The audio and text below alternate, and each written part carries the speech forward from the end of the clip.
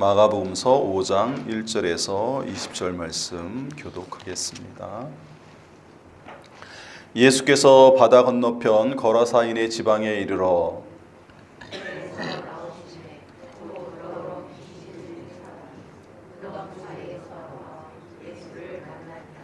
그 사람은 무덤 사이에 거처하는데 이제는 아무도 그를 쇠사슬로 또 맬 수 없게 되었으니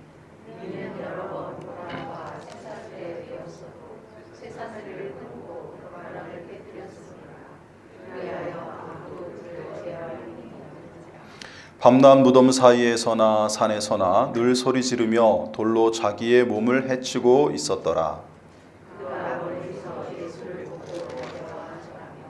큰 소리로 부르짖어 이르되 지극히 높으신 하나님의 아들 예수여, 나와 당신이 무슨 상관이 있나이까? 원하건대 하나님 앞에 맹세하고 나를 괴롭히지 마옵소서 하니,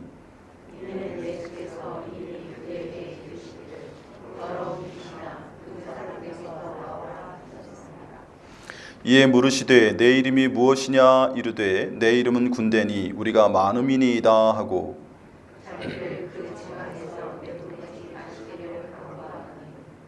마침 거기 돼지의 큰 떼가 산 곁에서 먹고 있는지라.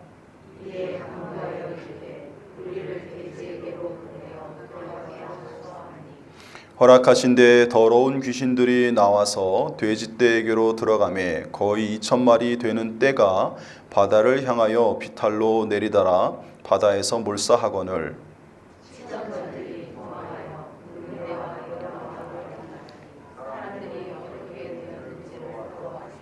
예수께서 이르러 그 귀신 들렸던 자 곧 군대 귀신 찝혔던 자가 옷을 입고 정신이 온전하여 앉은 것을 보고 두려워하더라.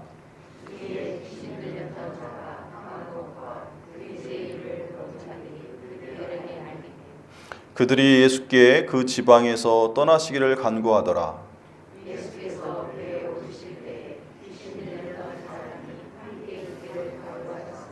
허락하지 아니하시고 그에게 이르시되 집으로 돌아가 주께서 내게 어떻게 큰 일을 행하사 너를 불쌍히 여기신 것을 내 가족에게 말하리라 하시니,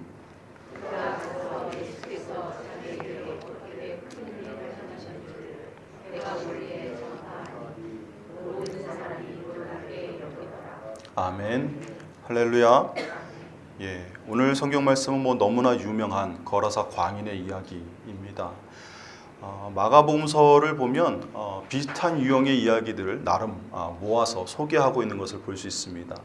그래서 마가복음서 2장부터 3장 6절까지는 5가지 논쟁 이야기가 나오고, 또 마가복음서 4장에는 5가지 천국 비유가 나오고, 또 오늘 마가복음서 5장에서는 3가지의 치유 이야기가 나옵니다. 그래서 첫 번째는 거라사 광인을 치유하신 이야기고, 두 번째는 회당장 야이로와 이제 12의 혈루증 걸린 여인 이야기가 이제 혼재하고 있는 상태에서 이제 12회 혈루증 걸린 여인을 먼저 치료하시고, 그 다음에 회당장 야이로의 딸을 치료하신 이야기가 나오죠. 그래서 3개의 치유 기사 이야기로 구성되어져 있습니다. 그 중에 첫 번째가 이제 거라사 광인을 군대 귀신 들려서 미친 사람을 치료하시는 이야기입니다. 예수님께서 이 거라사 광인을 치유하신 이야기, 이 내용을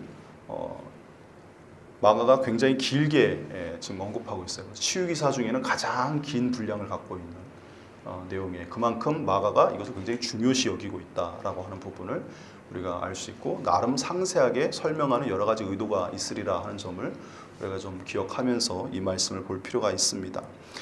일단 전체적인 줄거리는 대부분 다 아시는 내용이기 때문에 핵심적인 부분들 몇 가지만 찝어서 이렇게 좀 살펴보고자 합니다.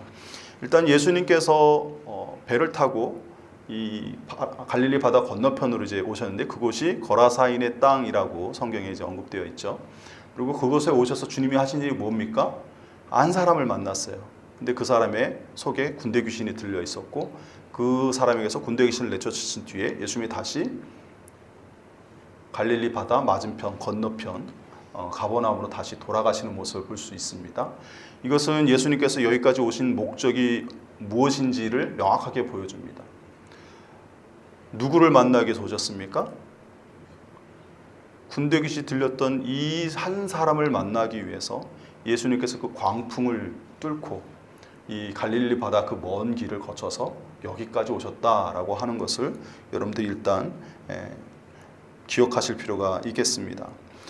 그리고 이 배 여정에 또 다른 목적이 하나 더 있었죠. 지난번 설교 때 4장 마지막 그 광풍 이야기 때 제가 말씀드렸던 것처럼 예수님께서 천국 비유 여러 가지를 이야기하시면서 네 가지 밭의 비유 첫 번째로 언급하실 때 제자들이 자신들은 어떤 밭과 일치시켜서 생각한다고 했습니까? 우리도 그렇듯이 좋은 것을 자기에게 적용한다고 그랬죠. 근데 예수님의 제자들의 당시 영적 상태는 좋은 땅처럼 보이나 실제로는 어떤 땅이었습니까? 가시떨기밭 같은 땅이었고 더 나아가서는 돌짝밭 같은 심령이었죠. 그래서 예수님이 그걸 아시기에 베드로를 제자로 부르신 직후에 그 이름을 원래는 시몬인데 베드로, 바위, 돌이라고 하는 이름으로 별칭을 더해 주셨다라고 말씀을 드렸어요. 너는 돌이니까, 너는 돌짝밭 같은 심령이니까 처음 말씀 들을 때는 막 좋다고 이렇게 열심히 하다가 환란이 오고 좀 힘들면 금세 사그러져 가지고 뒤로 후퇴하고 도망가는 그런 모습을 지닌 자니까 그것을 항상 경계하라고 예수님께서 시몬에게 베드로라는 이름을 지어주셨다 그랬잖아요. 그러면서 그 직후에 네 가지 밭의 비유를 말씀을 하셨어요. 그래서 돌밭의 심령이 어떤 상태인지를. 그래서 베드로가 그걸 깨달았으면 좋았는데 우리가 늘 말씀 들을 때처럼 좋은 것은 나에게 적용시키고 나쁜 것은 다른 사람에게 이렇게 적용시키는 우리의 버릇대로 아마 제자들도 그 부분에 있어서 그런 식으로 했던 것 같아요. 그래서 예수님께서 이 제자들에게 배를 타고 여행하는 이 여정을 통해서 한 가지 계획하신 것이 광풍의 위기 속에서, 즉 죽음의 위기 속에서 그들의 믿음이 얼마나 연약하고 작았는지를 스스로 드러내게 하셔서 깨닫게 하시고 또 예수님이 어떤 분이신지를 다시 한번 올바르게 이해하도록 하게 하신 사건이 이제 바다 건너가는 과정 속에 일어난 일이라고 말씀을 드렸어요. 그래서 예수님의 제안으로 시작된 이 배 여정의 첫 번째 목적은 제자들의 연약한 믿음을 스스로 깨닫고 이제 온전해지길 바라시는 의도 속에서 그 일을 계획하셨던 것이고, 그리고 두 번째는 오늘 방금 말씀드린 것처럼 이 거라사에 군대 귀신 들린 자를 만나서 치유하시기 위함이라는 것을 여러분들이 기억하시면 좋겠습니다. 그러면 왜 예수님께서 이 군대 귀신 들린 자를 만나기 위해 여기까지 오셨냐? 그것은 아주 간단합니다. 예수님께서 군대 귀신에 의해서 고통받는 이 사람을 매우 불쌍히 여기셨기 때문이에요. 제 말이 아니고 예수님의 말씀입니다. 19절 말씀 오늘 본문 한번 다시 한번 보세요. 거기에 집에 가서 너에게 내가 이렇게 한 것을 전하라, 가족들에게 알려라 라고 하시면서 하신 말씀이 있죠. 뭐라고 하셨습니까? 빨간색으로 된 부분만 읽겠습니다. 집으로 돌아가 주께서 내게 어떻게 큰 일을 행하사 너를 불쌍히 여기신 것을 내 가족에게 알리라 라고 주님이 말씀하셨어요. 그러니까 예수님이 이 사람을 만나러 왔는데 오직 이 한 사람을 만나기 위해서 그 먼 길을 오셨는데 그 이유가 이 사람을 불쌍히 여기셨다는 거예요. 귀신 하나 들려도 얼마나 큰 고통을 받고 미친 행동을 합니까? 그 삶이 온전치 못하죠. 근데 군대 귀신이 집혀가지고 그 많은 것들에 의해서 엄청난 고통과 아픔을 겪는 이 사람을 예수님이 바다 건너편에서 불쌍히 여기시고 그를 만나기 위해서 여기까지 오는 수고를 마다하지 않으셨다는 거예요. 그만큼 예수님은 한 영혼, 한 사람을 위해서도 이렇게 수고를 마다하지 않는 분이시며 예수님이 얼마나 자비와 긍휼을 베푸시는 분이신지를 여기서 단적으로 우리에게 보여주고 있습니다. 여러분, 예수님이 여러분 한 사람 한 사람을 위해서 수고를 마다하지 않을 것을 여러분 믿으시길 바랍니다. 여러분 한 사람을 만나기 위해서 그 먼 길을 오실 수도 있는 분이 주님이세요. 그리고 우리가 당하고 있는 그 고통을 너무나도 불쌍히 여기면서 자비를 베풀길 원하시는 주님이심을 여러분 믿으시길 바랍니다. 그게 바로 우리가 믿는 주님이세요. 어떤 분들은 종종 착각하시죠. 나 같은 죄인을 또 나같이 보잘것없는 사람을 위해서 주님께서 과연 내 기도를 들으시고 나에게 어떤 은혜를 베푸실까 의심하거나 또는 그러지 않을 거라고 생각해서 낙심하는 분들이 계세요. 근데 그렇지 않습니다. 우리 주님은 이방인, 이 당시에 유대인들의 입장에서 이방인은 개라고 비유할 정도로 아주 부정한 존재이고 천국에 들어가지 못할 하나님 나라 밖에 있는 존재예요. 근데 그러한 이름 없는, 그것도 보잘것없는 그런 사람을 주님이 찾아서 여기까지 오셔서 고쳐주시고 치유하시고 그를 회복시켜 주셔서 온전케 하셨다라는 사실은 우리에게 분명한 소망을 주는 말씀임을 여러분 기억하십시오. 그래서 여러분들이 아무리 죄 가운데 거하고 아무리 보잘것없는 연약한 세상에선 그런 존재일지라도 주님께 회개하고 주님께 나아가서 주님의 은혜를 구하고 믿음으로 기도하면 얼마든지 주님은 놀라운 기적과 은혜를 베푸실 것을 여러분 믿으시길 바랍니다. 그 믿음으로 여러분 낙심하지 말고 살아가시기를 바랍니다. 한편 이 군대 귀신 들린 자를 치유하신 사건은 영적으로 매우 상징적인 사건입니다. 왜 그러냐면 마가복음서에서 예수님이 사역하시는 장면들을 보면 어느 새로운 지역에 가시면 그곳에 제일 먼저 주님이 하시는 게 귀신을 내어쫓는 축기 사역을 하시는 것을 볼 수 있어요. 그래서 유대인 땅에서 첫 번째 예수님이 사역하신 장소가 가버나움 회당이거든요. 근데 그 가버나움 회당에서 말씀도 전하셨지만 마가가 증거하는 그 가버나움 회당에서 사역의 핵심은 뭐냐면 귀신 들린 자를 치유하신 것이었어요. 그래서 귀신 들린 자와 예수님 사이에 있었던 일들을 상세하게 기록하고 그날 거기서 무슨 말씀을 설교하셨는지에 대한 이야기는 없어요. 그러니까 예수님의 첫 번째 사역의 핵심은 뭐였다는 겁니까? 가르침도 있지만 어디에 더 포커스를 둔 거예요? 귀신을 쫓아낸 사건에 더 의미 부여를 한 거예요. 그리고 이방 땅에 처음으로 온 곳이 지금 5장 1절에 나와 있는 거라사인의 땅이거든요.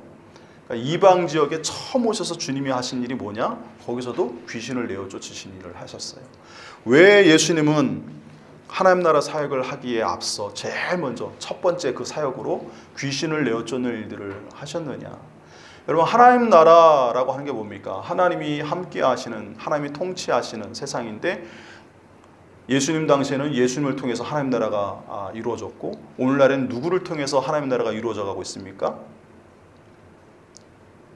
성령을 통해서, 성령이 임재한 하나님의 사람들을 통해서, 그리고 성령의 음성에 순종하는 하나님의 백성들을 통해서 하나님 나라가 이 땅에 이루어져 가고 있죠. 그래서 하나님의 나라, 이 복음을 선포하고 또 예수님이 사역하시는 모든 그 과정도 사실 엄밀히 보면 예수님이 하시는 일이지만 그 속에 누가 계십니까? 성령이 계시죠. 예수님의 사역은 하나님의 영에 의한 사역이에요. 성령에 의한 사역이에요. 그래서 3장에 보면 그래서 바알세벌 논쟁에서 예수님이 마지막에 그 예루살렘에 내려온 서기관들에게 경고하시면서 하신 말씀이 뭡니까? 사람이 하는 것을 회방하는 것은 모욕하는 것은 용서받을 수 있지만 하나님을 모독하는 건 용서받지 못한다 그랬어요. 예수님 자신이 한 것에 대해서는 사함을 얻을 수 있지만 성령을 모독하는 것에 대해서는 사함을 받을 수 없다 그랬어요. 근데 예수님이 귀신을 쫓아내신 것은 예수님을 통해서 행해진 일이긴 하지만 예수님이 하신 게 아니고 누구에 의해서 행해졌다는 거예요? 성령에 의해서, 하나님의 영에 의해서, 하나님의 능력으로 행해진 하나님의 사역이라는 거예요. 하나님의 통치, 다스림이라는 거예요. 근데 그걸 부정하고 왜곡하고 거짓으로 사람들을 미혹할 때 그 죄는 사함을 받지 못한다라는 것이 예수님의 선언이셨거든요. 그러니까 예수님이 하시는 모든 사역의 그 근원은 성령이심을 여러분 기억하셔야 됩니다. 그리고 우리도 하나님 나라의 사역을 하는 데서 핵심은 우리가 뭘 이렇게 설교도 하고 제가 말씀도 전하고 이런 일도 하지만 제가 하는 게 아니고 제 안에 계신 누가 원천이 되셔서 행하시는 거예요. 성령님이 하시는 것임을 여러분 알고 또 여러분들도 그렇다는 사실을 알고 믿으셔야 합니다. 그래서 우리가 무슨 일을 행했을 때 내가 했다 이렇게 자랑할 것이 아니고 누가 하셨다고 말해야 돼요? 내 안에 계신 성령님께서, 즉 하나님께서 행하신 것이고 하나님의 은혜다라고 우리가 하나님께 감사와 영광을 돌리는 것이 마땅할 줄로 믿습니다. 예수님께서 이처럼 이 성령이 되게 중요한데 이 성령은 거룩한 영이에요. 그러니까 성령이란 단어 자체가 거룩한 영을 우리말로 한자로 이렇게 번역한 얘기예요. 근데 성경에 또 귀신은 뭐냐? 더러운 영이에요. 그러니까 귀신들에게 사로잡힌 그 영혼은 어떤 상태입니까? 더럽혀진 상태예요. 더러운 영들에 의해서. 그 더러운 영들이 다스리고 있는 곳에 하나님의 거룩한 영이 들어가실 수 있습니까? 없습니까? 들어가시겠습니까? 안 들어가시겠습니까? 안 들어가세요. 그래서 예수님께서 비유로 말씀하시죠. 귀신 들린 사람 그 집 비유를 통해 가지고 그 집을 청소했다 이렇게 표현하시잖아요. 그래서 귀신을 내쫓는 것을 집이 성서되어서 이제 비어진 상태라고 말씀을 하세요. 근데 거기에 여전히 비어 있으면 귀신이 다시 들어간다 그러죠. 그러니까 그 얘기는 무슨 얘기입니까? 귀신을 내쫓은 그 빈 곳에, 깨끗해진 곳에 성령을 모시고 하나님을 모셔야 되는데 그러지 않고 영접하지 않고 있으면 은혜를 입었던 것이 다 이제 오히려 다 사라지고 악한 영들이 더 들어와서 이전보다 형편이 나빠지게 된다라고 주님이 말씀하시는 것을 여러분도 아마 기억하실 거예요. 그래서 이 하나님 나라 사역을 하실 때 예수님이 제일 먼저 하시는 건 뭐냐면 더러운 영들에 의해서 더럽혀진 영혼들을 깨끗이 치유하시고 하나님 나라 사역을 회방하는 악한 영들을 내쫓는 일부터 하십니다. 그러고 나서 그곳에 말씀을 선포하세요. 복음을 선포하세요. 하나님 나라를 선포하세요. 그래서 그것을 받아들이고 영접한 자들은 하나님 나라의 은혜 가운데 사는 거고, 그렇지 못한 자들에게는 잠시 뒤에 또 다시 이곳저곳 떠돌다가 악한 영들이 들어와서 이전과 같은 삶을, 또는 그보다 더 악한 나쁜 삶을 살게 된다라고 하는 것을 이 성경의 전체적인 맥락 속에서 여러분들이 이해하시면서 이 말씀을 보셔야 돼요. 그래서 예수님은 어느 장소든 처음 가시는 그 장소에 제일 먼저 영적 전쟁을 시작하세요. 사탄을 내쫓고 귀신들을 내쫓고 그런 일들을 행하십니다. 그래서 예수님께서 이렇게 행하셨고요. 그리고 예수님께서 이처럼 가버나움에서 귀신들을 축출하시고 행하신 일들과 또 이 거라사 광인 이 사람을 치유하신 이 이야기들을 소개로 두 개를 이제 비교해 놓고 보면 1장과 5장에 있는 내용을 비교해 놓고 보면 두 가지 차이점을 보게 됩니다. 첫 번째는 뭐냐면 가버나움에서 축기 사역의 장소가 어디로 나옵니까? 어디에서 예수님이 귀신을 쫓아내셨죠? 가버나움 회당. 회당은 근데 무슨 장소예요? 유대인들의 입장에서 하나님을 예배하는 장소예요. 성전 외에 하나님 말씀 듣고 예배하는 장소예요. 일반적인 백성들 자기 집에서 평소에, 절기 때는 예루살렘으로 가지만, 그러니까 이것은 거룩한 장소로 여겨지는 장소예요. 반면에 군대 귀신을 쫓아낸 장소는 어디입니까? 군대 귀신이 어디 살았다가 나오죠? 오늘 성경 말씀에 보니까 무덤가에 살았어요. 무덤은 이스라엘 백성들에게 있어서 어떤 존재냐면, 어떤 장소냐면 부정한 장소예요. 죽음의 장소로 부정한 장소고 타락의 장소예요. 그래서 귀신이 있어야 될 장소는 원래 어디입니까? 부정한 장소죠. 그러니까 무덤가에 있는 건 당연한 거예요.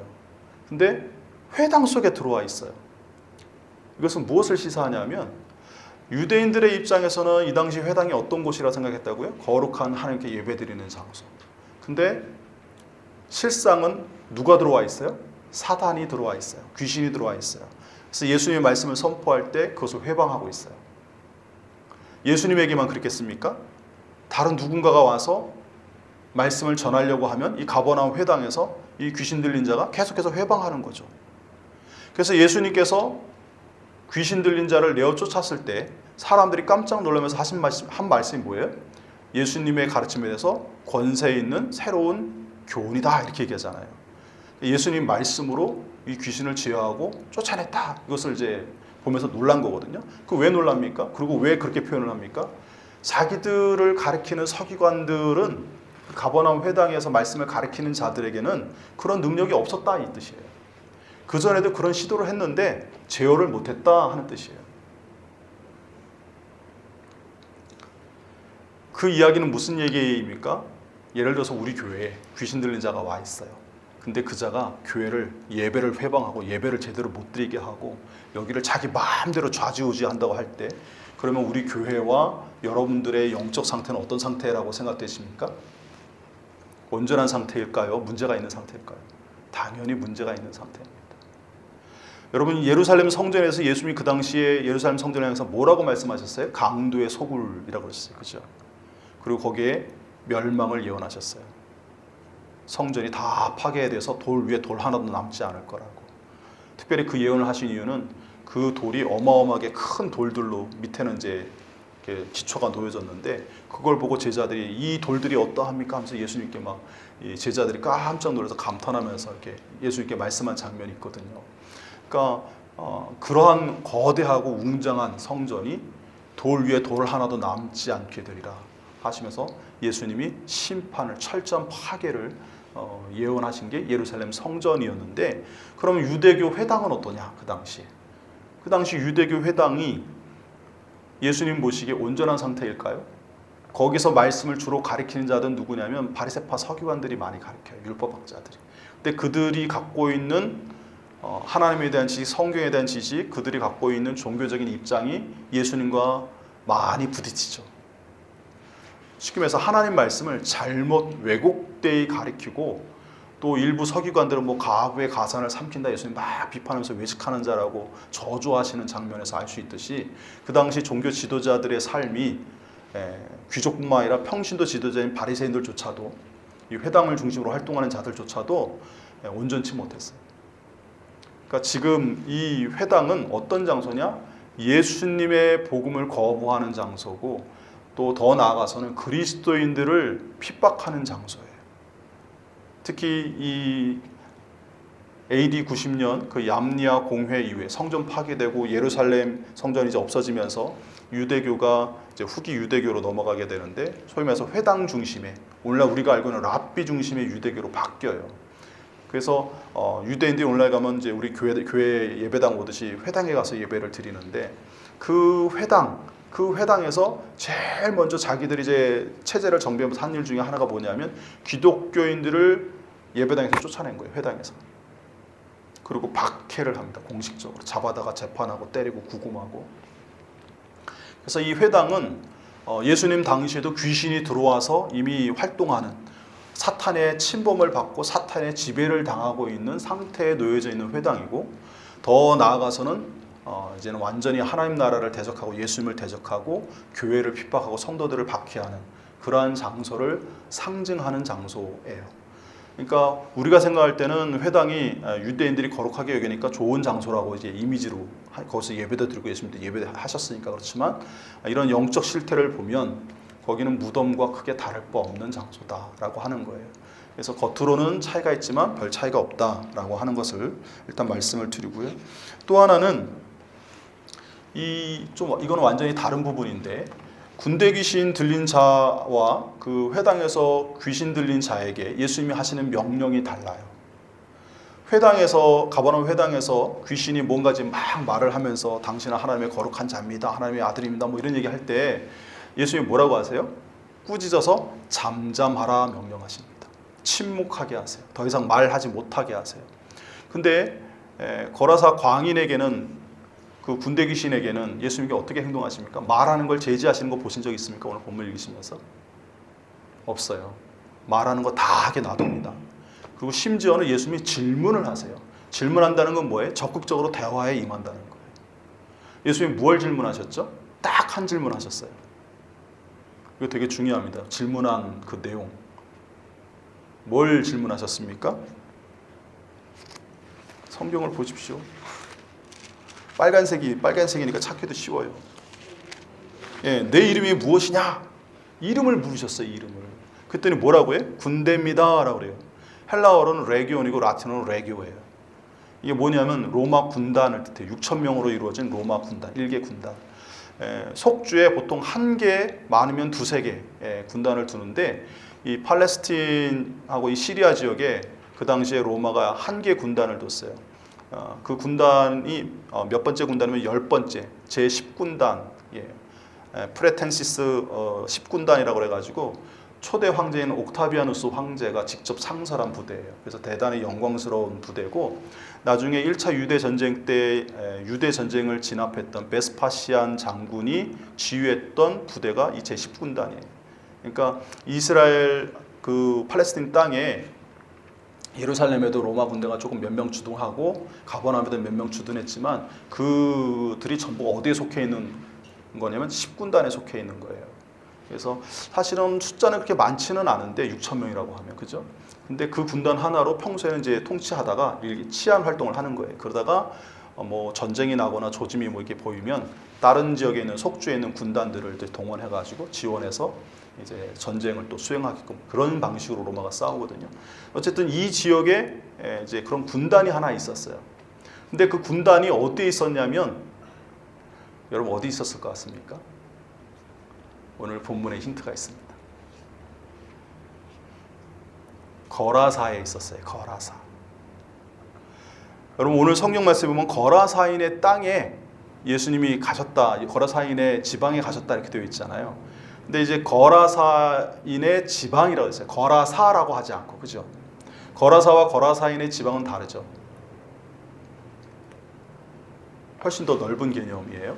근데 그렇게 말씀하신 이유가 뭐냐면 사실은 이 거라사라고 하는 지역은 그 갈릴리 해변가로부터 한 56km, 한 60km 정도 떨어져 있는 내륙 도시예요. 그러니까 거기 거라사에서 이 일이 일어났다고 하면 이해가 안 돼요. 왜냐면 돼지떼가 바다에 빠져 죽어야 되잖아요. 그러니까 바닷가 근처란 얘기거든요. 그러니까 거기서부터 60km 떨어져 있으면 말이 안 되잖아요. 근데 실제로 일어난 장소는 쿠르시라고 하는 장소라고 생각을 해요. 근데 거기서 가장 가까운 헬라화된 도시가 가다라라고 하는 도시예요. 그래서 마태는 뭐라고 표현했냐면 가다라 지방이라고 표현했어요. 예수님이 가다라 지방에 도착하셨으니까 가다라 도시 부근에 있는 거기서 조금 북쪽으로 올라가면 쿠르시라는 도시가 있는, 쿠르시라는 그 유적지가 있는데 거기서 돼지떼를 치다가 이제 그런 사태가 일어났다는 거예요. 거기에 군대 귀신 들린 자가 있었고, 그러니까 가다라 지방이라는 마태의 표현이 좀 더 정확한 표현이라고 보시면 돼요. 근데 마가나 누가 같은 경우는 오늘 성경에 나와 있듯이 거라사인의 땅 또는 거라사인의 지방이라고 표현했어요. 거라사인의 지방, 거라사인의 땅. 그러니까 좀 개념이 다르죠. 근데 왜 거라사하고 먼데 이렇게 표현했냐?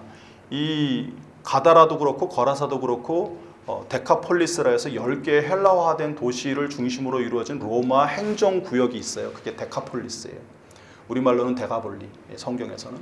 근데 그 데가볼리를 구성하고 있는 10개 도시 중에 유일하게 로마 군단이 아까 얘기 드렸죠. 주둔하고 있는 곳이 어디라고요? 거라사예요. 그 무슨 뜻입니까? 거기가 핵심이란 뜻이에요. 거기가 데가볼리 지역을 전체를 관할하는 중심지라는 뜻이에요. 실제로 약간 남쪽이긴 하지만 중심에 이 거라사가 있는 걸 볼 수 있어요. 더 남쪽에 이제 필라델피아라고 하는 헬라화된 도시가 있고, 그래서 이 거라사 지역이 데카폴리를 대표하는 지방 도시예요. 그러니까 그 우리가 흔히 그러잖아요. 우리가 서울에서 내려왔어 얘기하잖아요. 위쪽에서 내려오면 저희 처남이 예전에 일산에서 살았거든요. 근데 일산에서 내려오면 서울에서 내려왔어 이렇게 표현도 해요. 그렇게 표현해도 별 뭐 뜻을 전하는데 문제가 없잖아요, 그죠? 수도권에서 내려왔다는 건 그냥 서울에서 내려왔다 이렇게 표현을 하지 않습니까? 그렇듯이 데카폴리 지방을 대표하는 도시 거라사를 이야기해서 거라사인의 지방 땅이라고 말하면서 그 전체를 표현하는 거예요.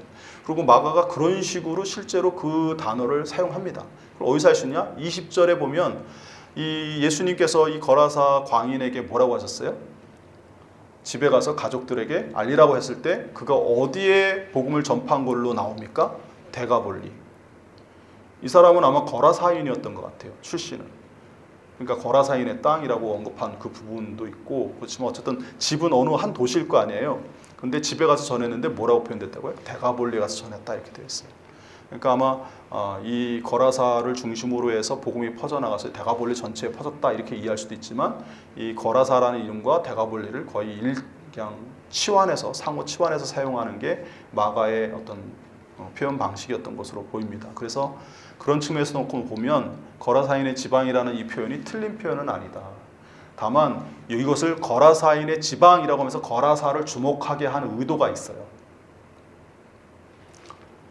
거라사가 실제로 일어난 장소는 아니지만 거기를 생각하게 한 이유가 있는데, 예수님이 유일하게 질문하신 게 뭐였다고요? 아까 말씀드렸을 때 네 이름이 무엇이냐 했더니 뭐라고 답했다고요? 군단입니다. 로마 군단입니다. 레기온입니다. 라고 답했다 그랬잖아요. 근데 그 레기온이 거주하고 있는 곳이 어디예요? 거라사. 이 거라사는 로마 군단에 의해서 지배를 당하고 있는 장소예요. 근데 겉으로는 그 장소가 어떤 장소냐면 되게 화려한 도시예요. 그래서 중동의 폼페이라고 불려요. 그 유적지에 가면 그 도시가 어마어마해요. 기둥이 저희 교회 이거 2배 정도 높이 되는 기둥이 800m 그 카르도 막시무스 거리라고 해가지고 쫙 남북으로 뻗은 도로가 있는데 바닥은 다 돌로 된 로마 도로예요. 800m 쫙 있고 양쪽에 열주들이 쫙 이렇게 큰 기둥들이 800m 세워져서 어마어마하죠. 그리고 양쪽 옆에 뭐 엄청난 큰 사람 제 키보다 한 대여섯 배 이상 더 높은 그런 건물들, 입구, 문만 그런 건물들이 아르테미스 신전 같은 그런 것들이 막 옆에 세워져 있고 쫙 도로가 양쪽으로 세워져 있어요. 도로 옆에 건물들이 무너진 흔적만 좀 남아 있고 실제로 세워진 모습도 있기도 하지만 어쨌든 그 거대한 도시에 가보시면 야 대단하다 이런 느낌이 들 정도로 잘 보존되어 있어요. 그러니까 겉으로는 이 거라사라는 곳이 로마 황제가 이곳을 다스리면서 로마 군대를 주둔시켰을 뿐만 아니라 이 지역의 로마처럼 만들었어요. 그 도시를. 그리고 거기에 많은 문화와 여러 가지 혜택을 줍니다. 그러니까 겉으로 보면 사람들이 볼 때 이 거라사에 있어서 로마 군대는 자신들을 이롭게 하는 존재예요. 로마는. 그러니까 로마 군단이 거기 거주하면서 치안을 유지해주고 또 이 로마 10군단이 하는 일 중에 하나가 뭐냐면 남부 아라비아하고 인도까지 연결되는 그 무역로를 보호하는 역할을 해요. 그래서 이것이 상거래의 중심지인 거죠. 거쳐가는 로마까지 무역하는데 그러니까 당연히 중개 무역하면서 돈을 많이 벌었겠죠. 그러니까 거기가 일반 그 유적지 제가 가본 중에는 제일 화려해요. 이스라엘 성지 순례하면서 제가 본 중에는. 그러니까 그만큼 거대하고 화려했고 거기에 뭐 큰 신전들 아르테미스 신전, 제우스 신전, 그다음에 하드리아누스 황제의 그 개선문 같은 거, 뭐 그다음에 광장도 원형으로 돼 있는데 우리나라 그 에버랜드 그 앞에 맨 입구 가면 이렇게 큰 둥근 광장 같은 거 있잖아요. 그거보다는 좀 작을지 몰라도 상당히 큰 제 기억으로는 상당히 큰 원형 그 광장이 있어요. 그러니까 규모가 어마어마하다 이런 생각을 좀 할 정도로 굉장히 화려한 도시예요. 그러니까 사람들이 나름대로 자기들을 보호하고 지켜주고 이롭게 하는 존재로 로마 군대를 생각해요. 그래서 이 로마 군인들이 특히 돼지고기를 좋아했다고 그러는데 이 돼지고기를 공급하기 위해서 이 거라사의 이 지주들이 부유한 사람들이 이 시골 소장농들에게 이 돼지떼를 치게 했다 그래요. 뭐 직접적인 연관성이 있는지는 모르겠지만 이 돼지떼하고 그런 어떤 시사점도 있고요. 그 다음에 로마 제10군단을 상징하는 이미지가 뭐냐면 군단을 멧돼지입니다. 멧돼지. 돼지예요. 그래서 로마 10군단의 군기에 멧돼지가 그려 있어요. 그러니까 이 군단이라는 이름을 상기시킨 거, 거라사라는 이름, 그 다음에 돼지 등장하는 거, 이게 굉장히 밀접한 그 연상을 하게 합니다. 그러니까 적어도 이 거라사 사람들이 이 이야기를 들었을 때 그들의 머릿속에 뭐가 그려지겠습니까?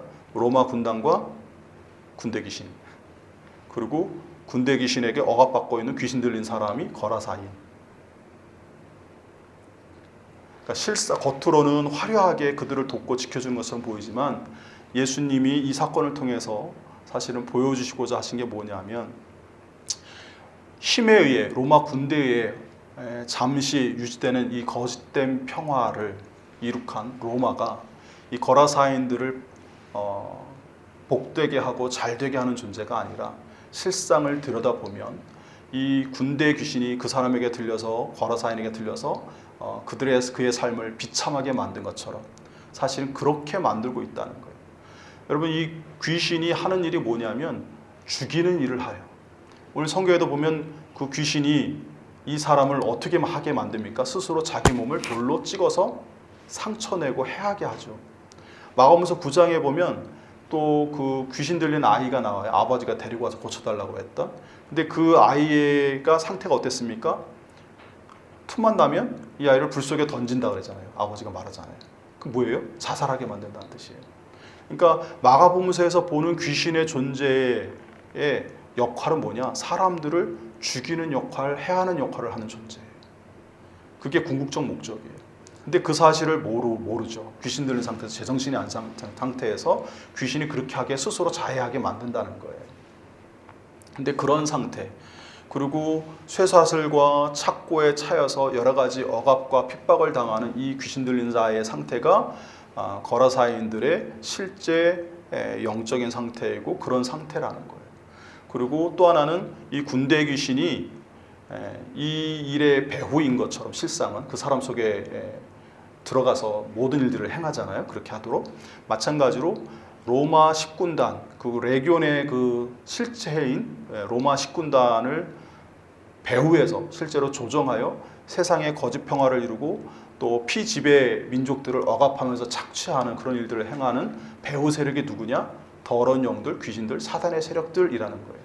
그러니까 로마 황제는 결코 이 시대의 구원자가 될 수 없고 로마 제국은 하나님 나라가 될 수 없고 그들이 이 땅에 가져오는 것은 억압과 핍박과 죽음밖에 없다는 사실을 이 이야기가 또 다른 은유의 의미로 이렇게 상징적으로 보여주고 있다라고 이해할 수 있습니다.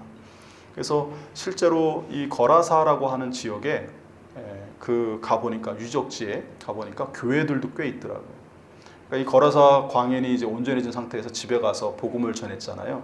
그래서 그 일로 인해서 예수님을 그리스도로 영접하고 예수님이 이에게 베푸신 그 큰일, 그래서 불쌍히 여겨서 해방시켜주고 구원하신 그 일들, 이런 것들을 널리 전했을 때 그 사실을 믿는 자들이 나왔고, 그래서 후대이긴 하지만 거기에 교회가 여러 개 세워진 것을 볼 수 있어요. 그래서 아르테미스 신전 바로 반대편에 교회 예배당이 세워져 있었고, 또 아르테미스 신전이 이렇게 올라가야 돼요. 일단 문에서 큰 문을 통과해서 올라가서 언덕 위에 아르테미스 신전이 있는데, 그 신전에서 뒤로 가서 조금 더 이게 입구 쪽으로, 아까 원형 그 광장 쪽으로 내려가다 보면 거기에 큰 또 교회당이 또 있는 것도 볼 수 있고요. 그래서 거라사 그 유적지를 보면 고대에 이 지역에도 예수님을 믿는 사람들이 그래도 꽤 있었구나 하는 사실을 확인할 수 있는 것을 확인할 수 있습니다. 그래서 이 당시에 이 거라사 광인을 통해서 예수님께서 보여주신 것은 크게 두 가지가 있는데, 첫 번째는 뭐냐면 이 귀신 들려서 고통받는 사람을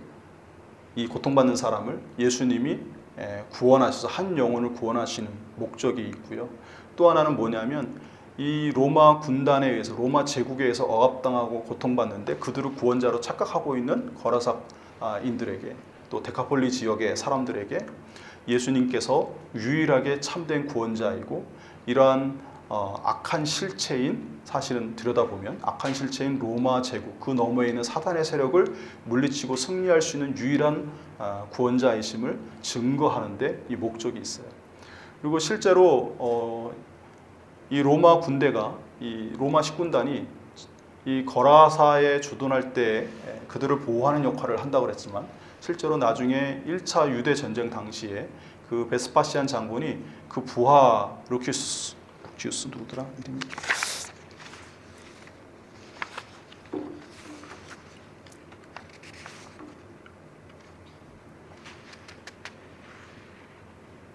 루키우스 안니우스라는 부관을 통해 가지고 이 거라사를 다 불태워버려요. 그 주변 도시도 다 파괴하고. 그래서 실제로는 그들을 억압하고 핍박하고 죽이는 존재임이 이제 드러납니다. 나중에 예수님의 이 사역 이후에 한 3, 40년 뒤에. 그래서 이 귀신들이 우리를 찾아오고 또 우리에게 하는 일들이 무엇인지를 이 이야기는 잘 보여주고 있고, 또 세상에서 예수님을 대적하고 하나님 나라를 대적하는 이 세상 권력의 배후에 무엇이 있는지를 오늘 말씀을 통해서 우리는 또 분명히 알 필요가 있습니다. 그래서 우리의 보이지 않는 이 세상의 너머에 있는 이 어둠의 권세들에 대해서 우리 예수 믿는 사람들은 늘 경각심을 갖고 깨어서 여러분 대적하는 기도를 하셔야 돼요. 그러지 않으면 이 귀신들의 역사로 인해서 우리가 고통받을 수 있습니다. 그래서 여러분들이 기도하실 때 소망만 놓고 기도하지 마시고, 이 귀신이 좋아하는 더러운 것들을 씻어내기 위해서 죄를 회개하는 일도 많이 하셔야 되지만, 이 사탄의 영적 세력을 대적하는 기도도 많이 하셔야 돼요. 이 사단은 가만히 있지 않아요. 이곳저곳 돌아다니다 또 찾아와서 또 공격하고, 또 돌다가 또 찾아 또 공격하고, 끊임없이 때때로 믿는 자들을 핍박하고 공격하고 죽음의 길로 이끌기 위해서 미혹하고, 때로는 강력한 힘으로 결박하여 끌고 가기도 하고 합니다. 그래서 거기로부터 우리가 해방되고 구원을 얻기 위해서는 늘 그것들을 대적하는 기도를 하셔야 되고 우리 안에 계신 성령을 통해서 물리치셔야 함을 여러분 분명히 알고 믿으시길 바랍니다. 그리고 예수님께서 제자들을 선택하실 때 특히 베드로, 야고보, 요한, 안드레를 선택하실 때 그들을 무엇 삼기 위해서 부르셨습니까? 사람을 낚는 어부를 만드시겠다 하면서 부르셨죠. 근데 사람을 낚는 어부가 세 가지 이미지의 뜻이 있다고 그랬어요. 그 중에 맨 마지막 그 당시에 일반적으로 그 쿰란 공동체에서 보듯이 일반적으로 통용되는 핵심적인 내용이 뭐였습니까? 사단의 그물에 잡혀 있는 영혼들을 하나님의 나라로 옮기는 이가 사람을 낚는 어부의 이미지라고 했잖아요. 그러니까 그리고 실제로 예수님께서 그 이미지를 실천하여 본을 보이신 게 제자 뽑자마자 무엇 하셨어요? 가버나움 회당 가서 귀신 축출하셨어요. 그러니까 예수님은 사단에 속한 자들을 해방시켜서 하나님 나라로 옮기시는 분이세요. 오늘날 교회도 그런 일을 해야 돼요. 제자들이 그렇게 하도록 세움받았기 때문에. 우리가 해야 할 일은 아주 간단합니다. 하나님 나라의 복음을 선포하는데 단지 하나님 나라의 말씀만 선포하는 게 아니라 무엇도 해야 되는 겁니까? 사단에 속한 자들을 빼서 하나님 나라로 옮겨야 돼요. 근데 우리가 할 수 있습니까? 우리 힘으로는 할 수 없어요.